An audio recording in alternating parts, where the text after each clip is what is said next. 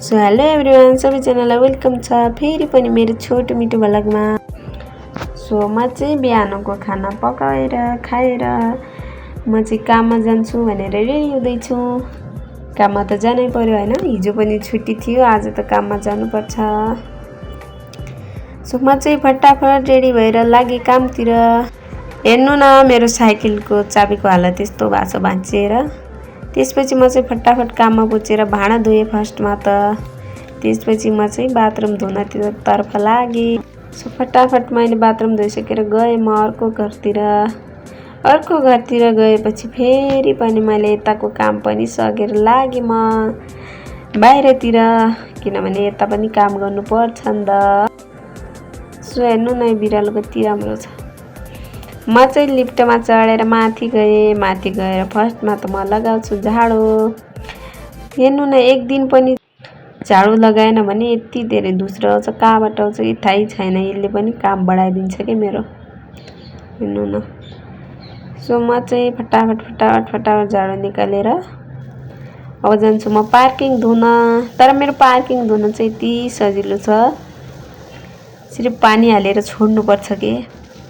छोड्ने त हैन, पानीलाई निकाल्नु पनि पर्छ। सो त्यसपछि म चाहिँ लागे अफिस रुमतिर। झाडु चाहिँ पहिल्यै निकालिसकेको थिएँ, अब म पोछा मार्दैछु। म चाहिँ फटाफट पोछा मारेर, हेर्नु न कामै यस्तो हो मेरो। हजुरहरूलाई मेरो काम चाहिँ कस्तो लाग्छ बरु त्यो भन्नुहोस्। यो साइडपट्टि लगाएर अर्को साइडपट्टि गएँ। म चाहिँ राम्रोसँग गर्दिनँ काम, किनभने झ्याउ लाग्छ जति राम्रो। खप्रक्कै मोबाइल फुट्यो नि। त्यसपछि म चाहिँ लागेँ छततिर, छत धुनलाई। छत पनि धोएर त्यत्तिकै पानी हाल्नुपर्छ, घास्न भने हैन। त्यसपछि मैले पानी हालिसकेपछि फटाफट वाइपर लगाइदिएँ। अब चाहिँ लाग्छु म सिँढीमा। मैले सिँढीमा पनि फटाफट पोछा लगाउँदैछु है। अब काम चाहिँ यस्तै हो। ल हेर्नुहोस् मेरो काम चाहिँ कस्तो लाग्छ बरु त्यो भन्नुहोस्। यो चाहिँ मेरो हेलिकप्टर हो। अब म चाहिँ पार्किङमा पानी निकाल्दैछु।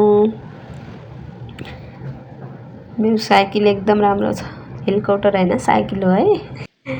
म त जे पनि भनिदिन्छु। त्यसपछि चाहिँ अब म लागे घरतिर। म चाहिँ हेलिकप्टरमा चढेर भागे भनौँ, रुमतिर लागे है साथीहरू। सो साथीहरू, आजलाई यति नै, भेटौँला दोस्रो भ्लगमा। Bye bye. Like comment share गर्नु होला है।